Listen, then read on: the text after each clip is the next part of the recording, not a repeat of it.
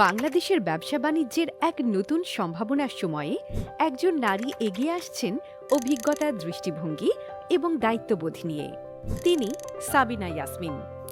প্রায় ৩ দশকের উদ্যোক্তা জীবনে তিনি গড়ে তুলেছেন একাধিক প্রতিষ্ঠান: Prochito integrated marketing communications limited, Prochito ITS limited, Prochito holidays, আমুজামু.com, রোদস্যি পত্রিকা।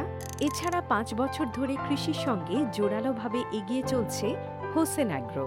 তার পথ চলা শুধু ব্যবসার বিস্তার নয়, মানুষের সাথে সংযোগ, নতুন ধারণার বিকাশ এবং একটি সম্ভাবনাময় ভবিষ্যৎ নির্মাণের গল্প।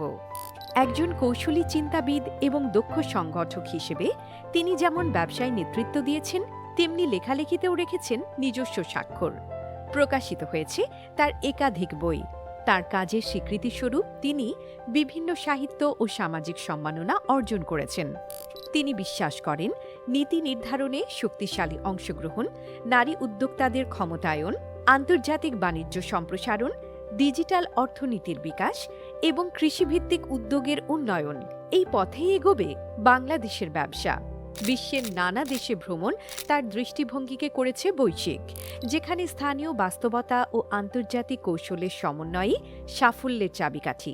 তিনি আসতে চান না শুধু একটি পদে, আসতে চান দায়িত্ব নিয়ে, সহযোগিতা নিয়ে এবং একসাথে এগিয়ে যাওয়ার প্রত্যয়ে।